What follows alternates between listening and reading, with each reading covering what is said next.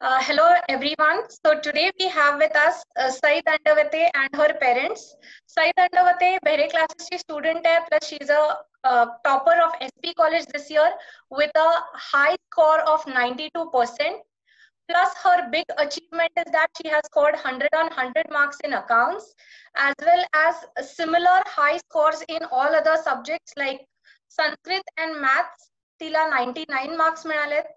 Plus OC, Eco, Maths, OC, Eco and other subjects also she has scored extremely well. Okay, so we welcome her and her parents as well as Sajan sir. So hello everyone.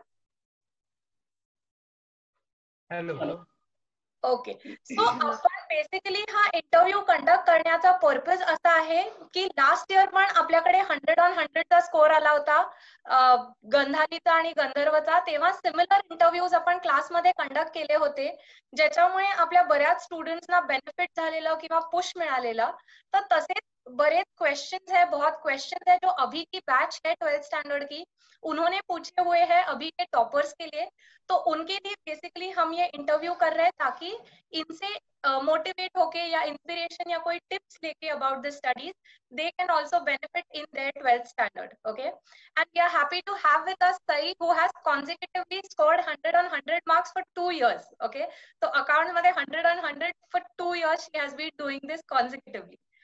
So आता मला हे विचारणं तर चुकीचं आहे की Sai 100 on 100 expected होते का, कारण लास्ट इयर पण जे तिने अचीव केलंय ते या वर्षी पण केलं, पण तरी ते बोर्ड मध्ये फायनली ती स्टेप होणं किंवा like what was the feeling when you actually सॉ द रिझल्ट?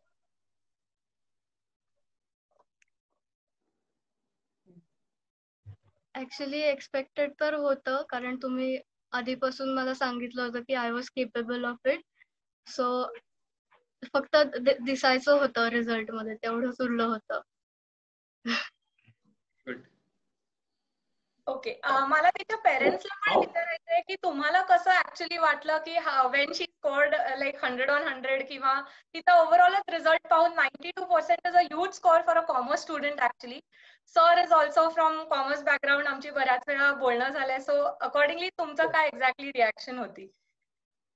हा, ऍक्च्युली सई पण सिन्सिअर आहे पहिल्यापासून, आणि तिच्या सिन्सिअरिटीला जी जोड मिळाली तर ती तुमच्या टीचर्स लोकांची म्हणजे गायडन्स आणि राईट डायरेक्शन. हे कसं झालं की तिने पण हे केलं आणि आमचं फक्त मॉनिटरिंगचं जे काम होतं ते आम्ही मेटिक्युलसली करत होतो. तर त्यामुळे हा जो सक्सेस जो आहे हा टीम वर्क आहे असं मला वाटतं.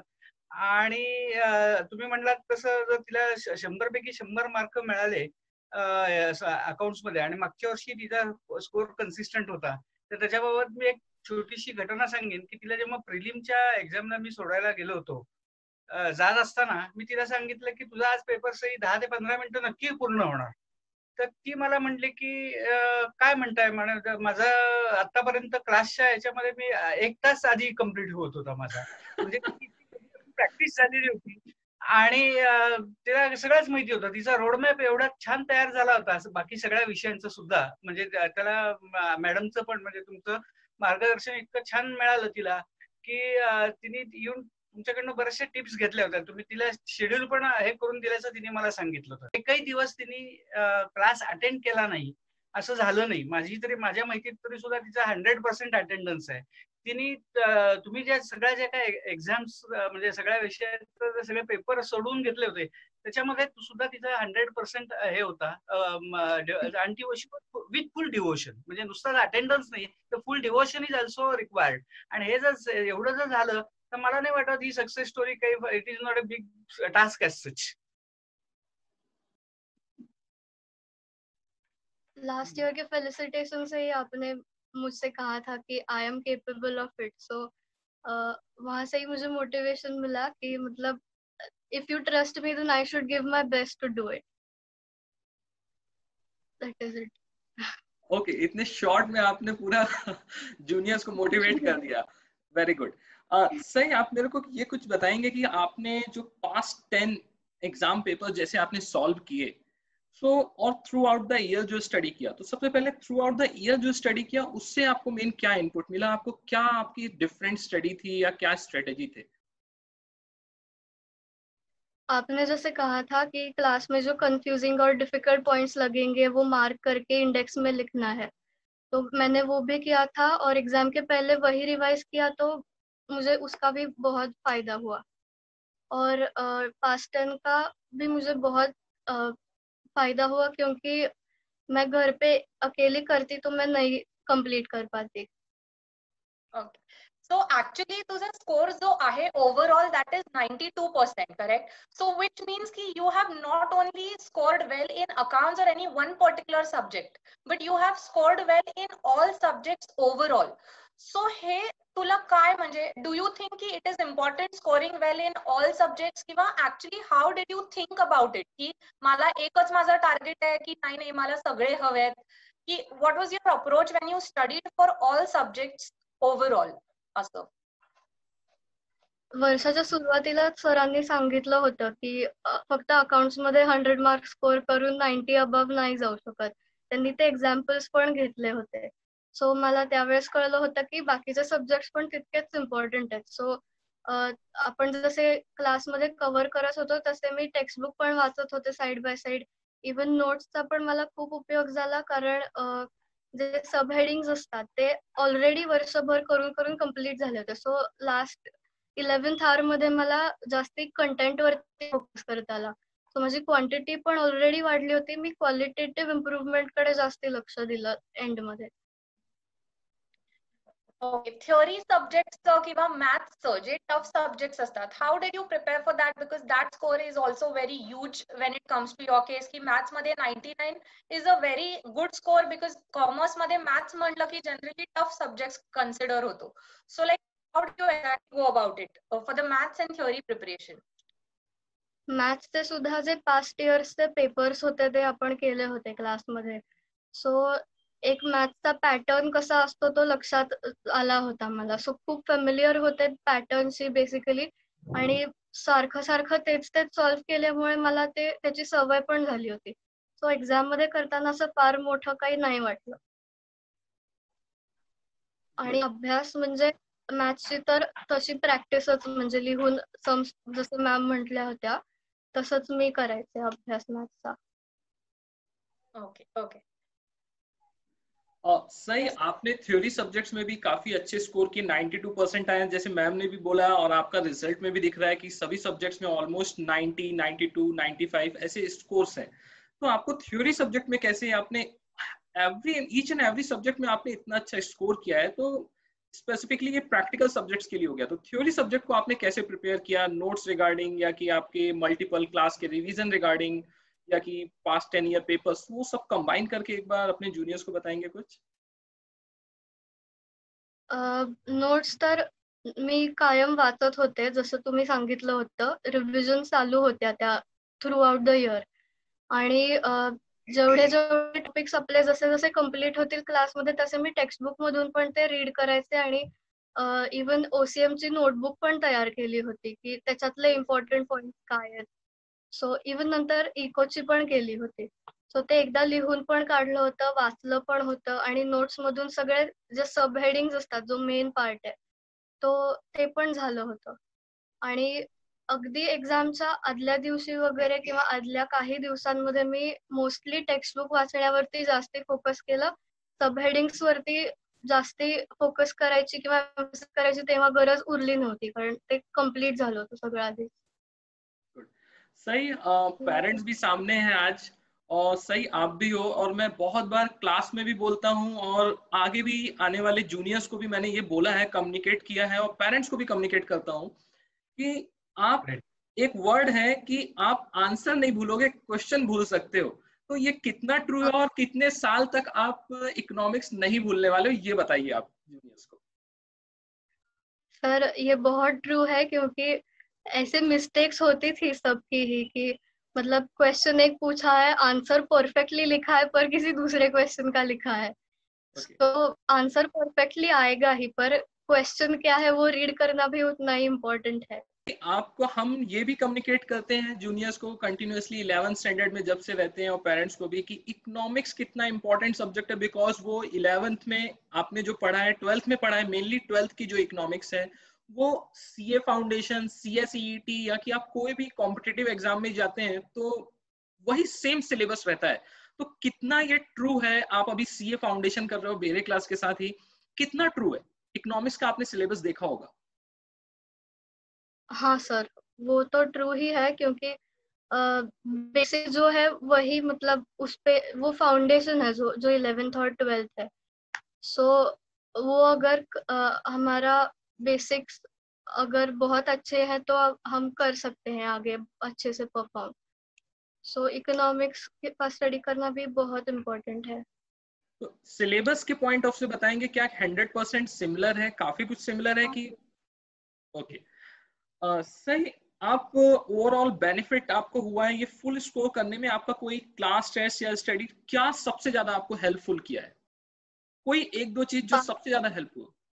पास्ट पेपर्स, हाँ, 10 एग्जाम पेपर्स। ओके, मैंने बोला कि मैं अकेली करती तो मैं कंप्लीट नहीं कर पाती। तो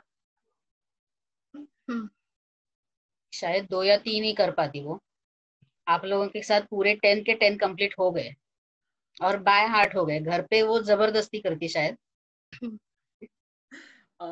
पेरेंट्स के लिए ये क्वेश्चन मैं आपसे पूछूंगा कि सही को आउट ऑफ मार्क्स मिले, क्या ये आपके लिए सडनली सरप्राइज था कि आपको कुछ एक्सपेक्टेड था? जैसे वो आके घर में बताई होगी कि मेरे पेपर ऐसे गए हैं, तो आपके लिए क्या था? ये सरप्राइज था, शॉकिंग था, कि ये आपको एक्सपेक्टेड था, और कैसा आपको लग रहा है? अगदी फ्रँकली जर सांगायचं झालं तर मी तिला अगदी लहानपणापासून मी तिला सांगत आलेलो की तुला 100 पैकी 100 पहिला नंबर नाही आला, पण you should enjoy the thing. अभ्यास करताना अभ्यास एन्जॉय करायचा, एक्झाम लिहिताना एक्झाम पूर्ण तुला सॅटिस्फॅक्शन मिळालं पाहिजे. तर त्यामुळे तिला जेव्हा सॅटिस्फॅक्शन मिळालंय तेव्हा तिनेच मला बाहेर येऊन सांगितलं होतं की बाबा आज अकाउंट्स आणि मॅथ्सचा पेपर स्पेशली झाल्यानंतर, कारण मी तिला सोडायला आणि आणायला जात होतो प्रत्येक पेपरला, तेव्हा तिने मला गॅरंटेड सांगितलं होतं की बाबा आज सगळे मॅक्सिमम मार्क्स मला मिळणारच. त्यामुळे आय वॉज गॅरंटेड की तिला मिळणार, कारण ती तसं सिन्सिअरली सांगते, सगळं आम्हाला रिपोर्ट करते. तिचा एक तो व्हर्च्यू म्हणता येईल की प्रत्येक वेळा ती सगळ्या ज्या काही मनातल्या गोष्टी आहेत ती आमच्याशी इंटरॅक्ट करते. गुड, सही। और पेरेंट्स से मेरा एक क्वेश्चन है, लाइन बाय लाइन आप थोड़ा इसमें आपस में ही कम्युनिकेट बताते जाइएगा। 1 मार्क का इम्पोर्टेंस, मैं इतना ही बस बोल रहा हूँ, आपको पूरी स्टोरी बतानी है और ये 1 मार्क का इम्पोर्टेंस बताना है सभी जूनियर्स को आज। आप आपस में डिस्कस करिए और कम्युनिकेट करिए। नाही आई सांगेल ती.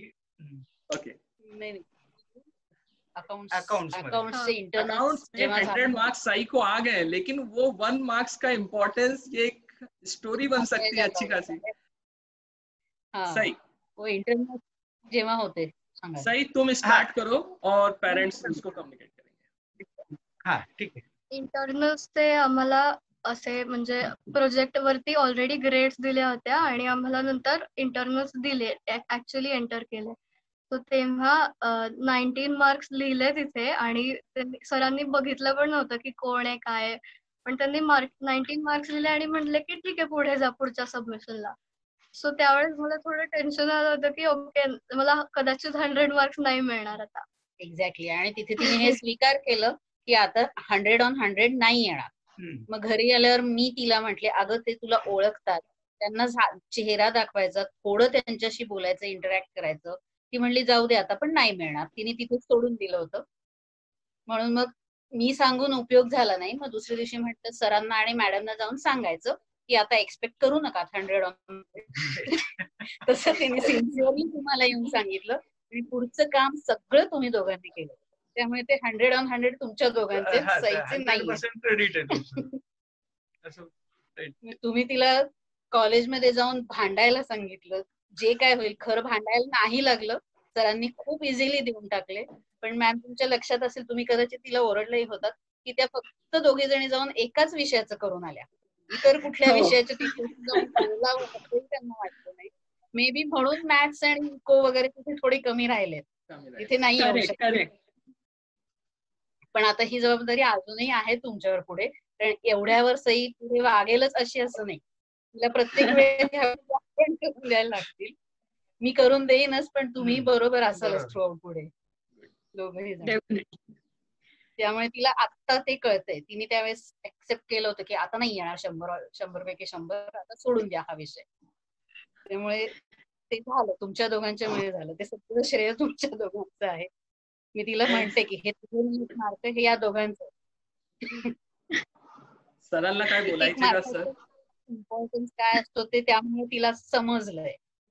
नाहीतर ती म्हणत होती जाऊ अर्ध्याच मार्काचं चुकलंय, 1च मार्क जाईल ना, 2च जातील ना. मग ते काय असतं ते आत्ता समजू शकते ती. इतक्या वर्षात नाही कळलं तिला. महत्व कळलं तिला त्या गोष्टीचं. सर तुम्हाला काय बोलायचे का याच्याबद्दल? नाही ठीक आहे नाही, हे तिने बरोबर सांगितलं, कारण तिने आम्हाला दोघांना सांगितलं होतं, पण आम्ही सांगून तिला म्हणलं जेव्हा की तू कॉलेजमध्ये जा, आणि तर तिने सांगितलं बाबा हे असं काही होत नाही. ते लोक खूप ऍडॅमंट असतात, ते काही ऐकत नाही. पण मॅडमनी सांगितलं की तू जर तिथं जा आणि ते जर काही म्हणले तर मला फोन कर, मी तिथे येईन. तुम्ही पण म्हणला होतात की आम्ही तिथे येऊ आणि त्यांना सांगू. आणि त्यांना जर मागच्या वर्षीचा परफॉर्मन्स तिचा 100 पैकी 100 मिळतात, तिचा थ्रूआउट द इयर तिचा परफॉर्मन्स चांगला आहे, तर मग फक्त इंटरनल याला फॉर नो रिझन मार्काचं व्हायला पाहिजे. हे म्हणणं बरोबर होतं, पण ते सुद्धा तिला तुम्ही सांगितलं ते कन्व्हिन्स झालं राहतं. काय सही त्यांनी सही के फ्रेंड्स ने जब मेरे को बताया, मैं क्लास में इकोनॉमिक्स का लेक्चर ले रहा था, मैं क्लास से तुरंत बाहर आ गया. मैंने कहा व्हाट्स गोइंग ऑन, कि मेरे को जब एफर्ट्स ले रहा हूँ, मेरे को पहले से पता है कि इसको आउट ऑफ मार्क्स नहीं आने वाले, सो पॉइंटलेस है. So thank you so much सही. फाइनली ये सब सर को भी बोला कि मैंने 2 बार बस सही को पूरे साल में डाटा, एक वो 19 मार्क्स के टाइम, आणि त्याच्या आधी जेव्हा ते अजिबात अभ्यास करायला रेडीच नव्हते, म्हणजे त्यांना काही एफर्ट टाकायचेच नव्हते. सो मी म्हटलं की 2 वेळा सहीला ओरडले आणि दोन्ही वेळा असं झालं की चलो काहीतरी पुश मिळाला. सो ठीक आहे, आमच्या साईडनी पण असतं की आम्ही फक्त चांगलं नाही, तुमच्या ओरडण्याचा जास्त उपयोग झाला. ती मार्कशीट सुद्धा जेव्हा तिने बघितली तेव्हा तिने फक्त आधी अकाउंटचे मार्क्स बघितले, कारण तुम्ही म्हणलं तर वेळ सर ऍडजस्ट करतील 99 मध्ये, पण मला हे चालणार नाही. त्यामुळे तिला अकाउंटचे मार्क्स जास्त interest. Definitely. So definitely we are also proud, कारण हे तुम्ही असं आम्हाला क्रेडिट देताय, पण actually it is about the students. जेव्हा चांगले स्टुडंट्स मिळतात ना, कारण सई, आकांक्षा, आम्ही सगळे नेहमी सांगतो की these were the people who are pushing की हा आम्हाला टेस्ट लिहायचे आहे. सो जेव्हा टेस्ट लिहिणारी लोक असतात ना, तेव्हा टेस्ट कंडक्ट करता येतात, किंवा ते 10 बोर्ड पेपर सॉल्व्ह करणार आहेत माझ्या बरोबर मुलं, हे म्हटल्यावर आम्हाला पण तो मोटिवेशन मिळतं की yes no, I have to stand there 30 years and I have to do this for them. So आम्हाला पण we are also privilege to have student like them, जे स्वतःहून त्यांना इच्छा असते की नाही नाही आपल्याला पण करायचंय. आम्हाला अजून एक तुम्हाला विचारायचंय. मॅम काय बोलत नाही, पण तुम्ही जे पुश केलं ना त्यामुळे ती पुढे गेली. आम्ही 12वी पर्यंत हे ट्राय करत होतो, जे कोणालाच जमलं नाही. आधीच्याही तिच्या काही टीचर्स आहेत, त्यांनी तिच्यापुढे हात टेकले होते, पण ते तुम्हाला दोघांना जमलं, म्हणून 100% क्रेडिट आहे. म्हणजे खूप आहेत असे माझ्याकडे आधीचे अनुभव की ती म्हणली जाऊ दे काही फरक पडत नाही, आणि आत्ताही तुम्ही पुश केलं नसतं तर तिला चाललं असतं 99 आलेले. थँक्यू. सही, माझा एक प्रश्न आहे तुझ्याकडे. जनरली आज के जो जनरेशन में देख रहा हूँ, और बार बार सब स्टूडेंट्स को सिर्फ अकाउंट्स के सब्जेक्ट के लिए क्लास लगा लेते हैं और सिर्फ अकाउंट्स में फोकस करते हैं, अकाउंट्स अकाउंट्स अकाउंट्स. और हमने, जैसे तुमने भी कम्युनिकेट किया है कि सिर्फ अकाउंट्स में 100 आने से कुछ स्कोर नहीं बनता, आज आपके 92% है. सो ओवरऑल आप क्या बताएंगे जूनियर्स को, आप क्या कम्युनिकेट करेंगे? क्या थ्योरी सब्जेक्ट इक्विवेलेंट इम्पोर्टेंट है कि नहीं है? हाँ सर, थियरी सब्जेक्ट्स तो इक्वली इम्पोर्टेंट है ही, क्योंकि परसेंटेज में थोड़ी अकाउंट्स और मैथ्स के सब्जेक्ट्स, मतलब ये दोनों सब्जेक्ट्स के परसेंट नहीं बनते. तो अगर उसमें थियरी सब्जेक्ट्स में ज्यादा मार्क्स कट गए तो कोई फायदा ही नहीं है उसका. परसेंटेज कम ही आने वाले हैं. 90 अबव जाना है तो थियरी सब्जेक्ट्स में भी फोकस करना उतना ही इम्पोर्टेंट है. ग्रेट. मैम कुछ आप पूछ रहे हैं? ओके, सो आपले सीए फाउंडेशन साठी पण सही आपल्याकडे आता स्टुडंट आहे. सो ऍक्च्युली मला तुला विचारायचंय की many people are reluctant to to start their CA foundation preparation right in the 11th standard. Like in your case, you started right from 11th standard November पासन आपण आपली CA foundation ची preparation पण चालू केली. सो तुझं suggestion आहे किंवा तुला काय वाटतं की CA फाउंडेशनचं बर्डन येतं का it is manageable? Like what you want to share, what was your actual experience? कसं करायला पाहिजे? Is this the right approach which you went through, का तुला वाटतंय नाही आता 12th नंतर केलं असतं तरी ठीक आहे? Like what is your actual experience? नाही, ऍक्च्युअली बर्डन नाही येत, कारण आपण जसं क्लासमध्ये घेतो फक्त 11th पोर्शन त्या याच्यामध्ये कम्प्लीट करतो आपण CA फाउंडेशन मध्ये. सो आपण एक्स्ट्रा काही करत नाहीये, म्हणजे त्याचं फार बर्डन असं येत नाही. पण जेव्हा 12th स्टँडर्ड नंतर हे कळतं की आपले इतके मेजॉरिटी हे झालेत ऑलरेडी, तर त्यावेळेस उलट बर्डन कमी होतं 12th स्टँडर्ड नंतर. तो तुला कधी असं बर्डन आला का कि मैं CA फाउंडेशन भी कर रही हूँ और 11th 12th भी कर रही हूँ, ऐसा कभी लगा आपको? एक तर ते वन्स इन अ वीकच होतं. ते फक्त सॅटर्डेजला असायचं. 11th शी रिलेटेड जो सिलेबस होता तो तेव्हा कम्प्लीट झाला, 12th शी रिलेटेड होता तो त्यावेळेस झाला. त्यामुळे बर्डन नाही आलं, 11th 12th ला त्याचा उपयोगच झाला मे बी.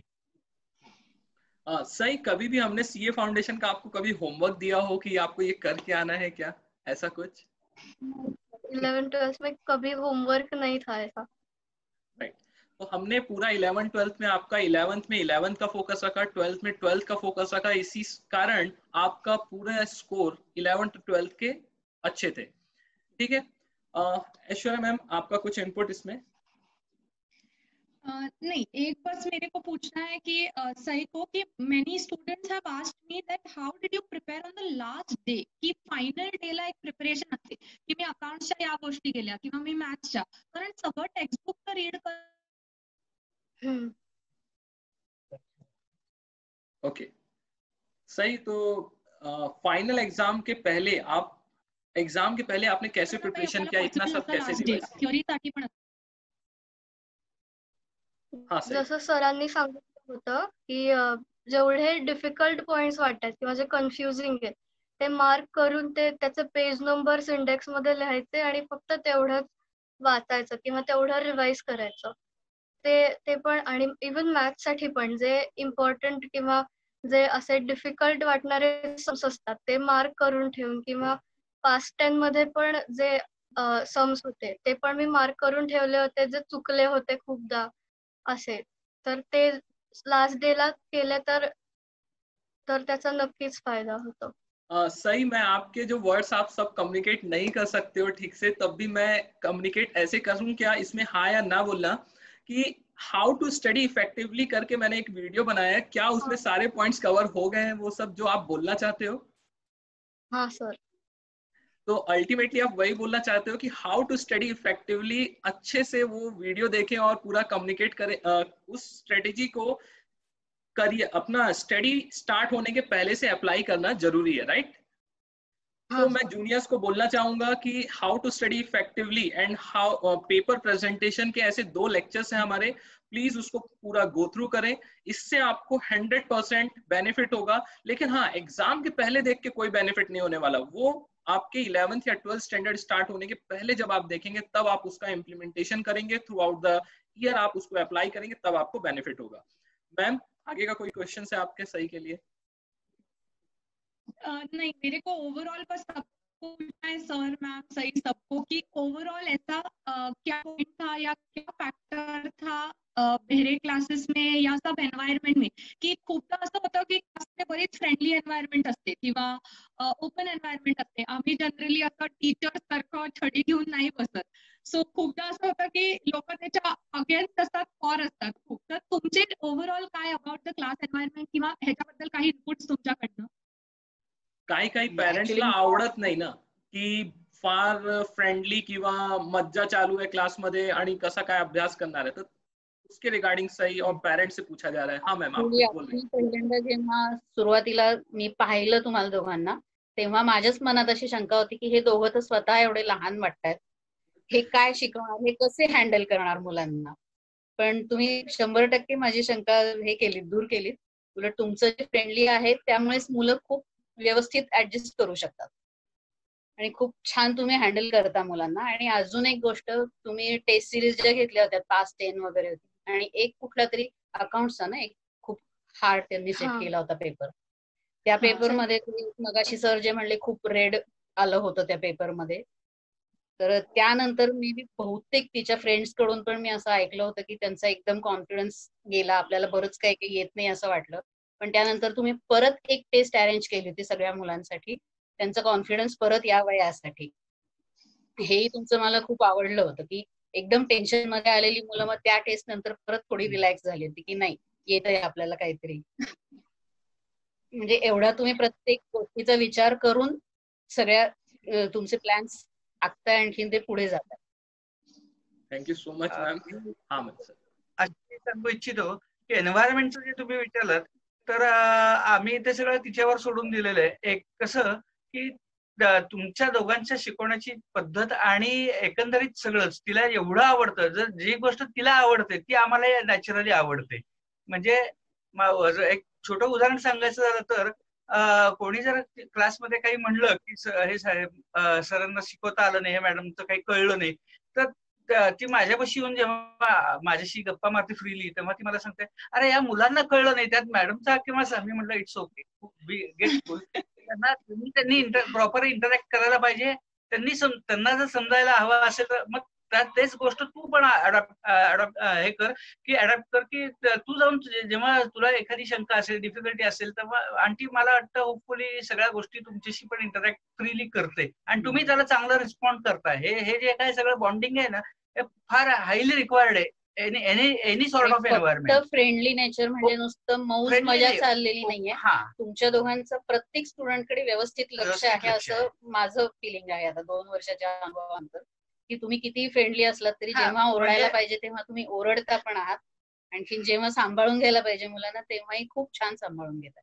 आणि माझं तेच मध्ये की फक्त एखादा चांगला परफॉर्म करतोय म्हणून त्याच्याकडेच फक्त तुम्ही फोकस करता, अटेन्शन करता असं नाही. तर मी काही वेळा असे अनुभव पण माझ्या कानावर आले की तुम्ही सगळ्यांनाच सगळ्या नोटबुक चेक व्यवस्थित सगळ्यांचे आहेत त्यांनी चेक करता, आणि असं तुमचं जे काय डिव्होशन आहे ना ते म्हणजे रिअली व्हेरी गुड थिंग की ते सगळ्यांना लाभदायी नक्की होईल. फक्त त्याच्याकडे त्यांचा पर्स्पेक्टिव्ह तसा पाहिजे की त्यांना लक्षात आलं पाहिजे की अरे हे आपल्या करता पण चाललंय सगळं, तर नक्की त्यांना बेनिफिट मिळेल त्या गोष्टीचा. सर साई जिस बैच में थी उस बैच में ऑलमोस्ट 50% प्लस स्टूडेंट के अकाउंट स्पेसिफिकली मैं बता रहा हूँ कि 90 प्लस मार्क्स है. इवन जिसके भी देखा जाए वो एफर्ट्स आज आउटपुट लाए हैं.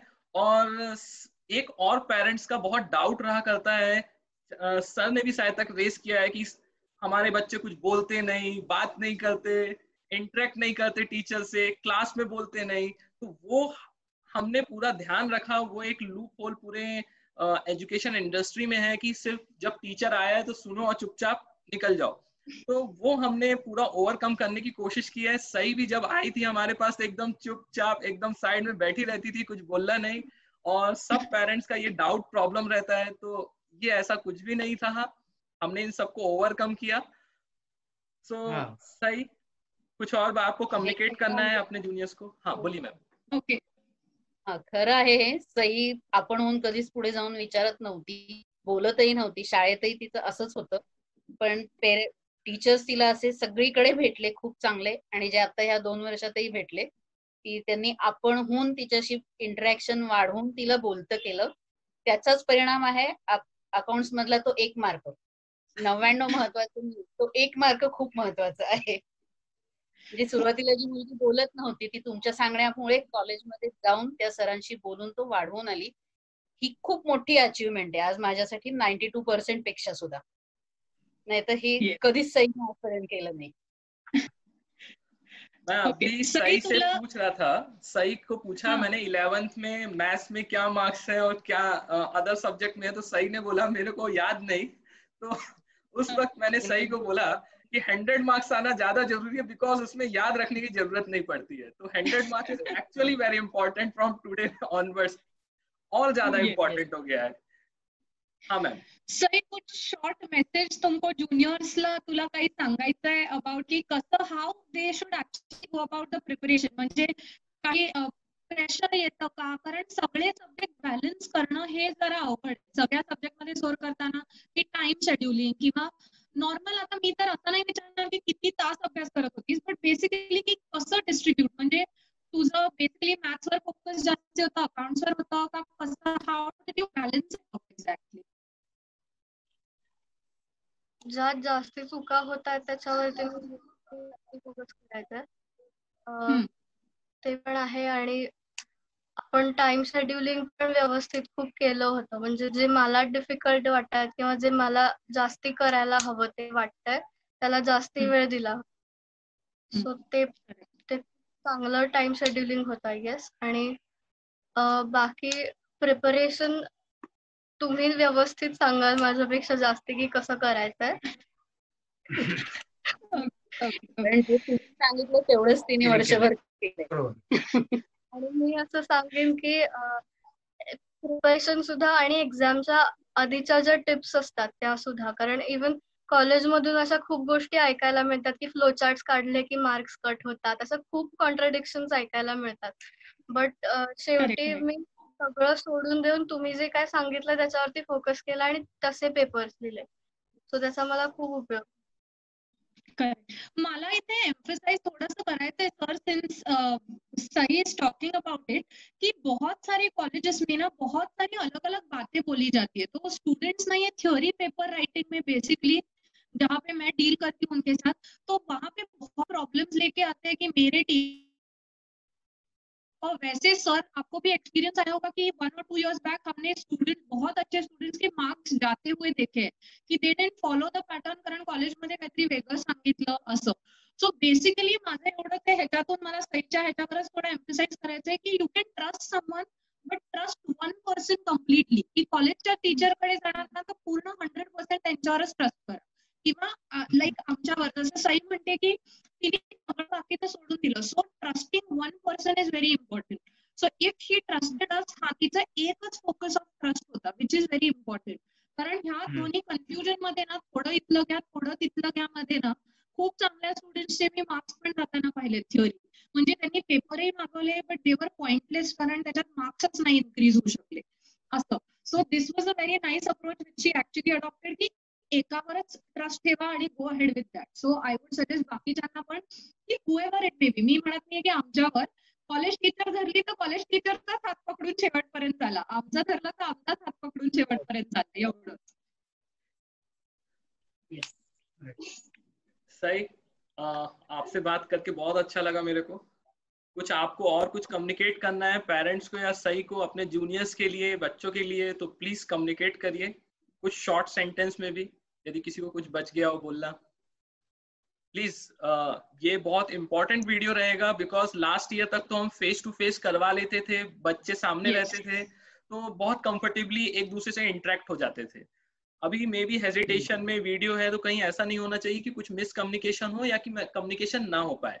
ये अल्टीमेटली ये कोविड-19 के सिचुएशन के कारण हम फेस टू फेस इस साल कुछ नहीं कर सकते हैं. डेफिनेटली कुछ ओवरकम हुआ तो हम डेफिनेटली आपको फिर से इनवाइट करेंगे ताकि आप हमारे स्टूडेंट्स को मोटिवेट कर पाए. कुछ कम्युनिकेट करना है सही? ऐसा कुछ स्पेशली नहीं, अगर उन्हें कुछ प्रॉब्लम हो तो वो इजीली मुझे कांटेक्ट कर सकते हैं. That's great. Very nice. That's a great point. चलेगा मैम. So आता it was very nice having a word with you. Thank you sir आणि मॅम, तुम्ही पण आज जॉईन केलं आमच्या बरोबर, आम्हाला खूप चांगलं वाटलं. आणि thank you for showing trust right from the म्हणजे 11th standard. So 11th standard पासून जे तुम्ही ट्रस्ट केलंय आमच्यावर, so that has help us to grow. जसं मी म्हटलं की कोऑपरेटिव्ह पेरेंट्स आणि स्टुडंट्स चांगले मिळणं हे आमच्यासाठी प्रिव्हिलेज असतं, तर आम्ही आमचा आउटपुट तेवढा जास्ती चांगला देऊ शकतो किंवा डिलिव्हर करू शकतो. बिकॉज वी नो दॅट हा त्यांच्याकडनं येस आपल्याला पॉझिटिव्ह ऑब्व्हियसली फीडबॅक नेहमी येणार आहेत, काही चुकलं तर सांगणार आहेत. आम्ही जसं मॅम पण म्हणजे आम्ही खूप लहान आहोत, so we are always open to suggestions. पण ही अशी येत राहिली, जे काय एन्व्हायरमेंट आहे ते आम्हाला जास्ती चांगलं वाटतं आणि it is motivating for us. So we are privilege to have students like Sai, त्यामुळे आम्ही जास्त मोटिवेट होतो. सो सीए फाउंडेशन मध्ये पण आपली ही अशीच टीम वर्क करून hopefully let us hope for a rank in CA foundation also. So परत एक आपला असाच इंटरव्ह्यू आणि सेशन छान होऊ शकेल. So Sai will obviously try for it definitely. What Sai, काही बोलायचं आहे? हो मॅम, ये फाउंडेशन ऑल इंडिया रँक हवे आता परत. हा येस सगळ्यांना मिळून तुला खुश करावं लागेल. एकदा झालंय म्हणून सांगणार नाही, ती पटकन विसरेल ह्या गोष्टी. आपल्याला आठवण करून देत राहावी लागेल. मी घरून करते ते, तुम्ही तिकडून चालू ठेवा. Sure. Okay. So thank you so much for joining us today. Saran sir also. अजून काही Saran sir conclude? नाही. Thank you so much. Nice to talk with you all. Yes. Take care. Bye bye. Thank you. Bye.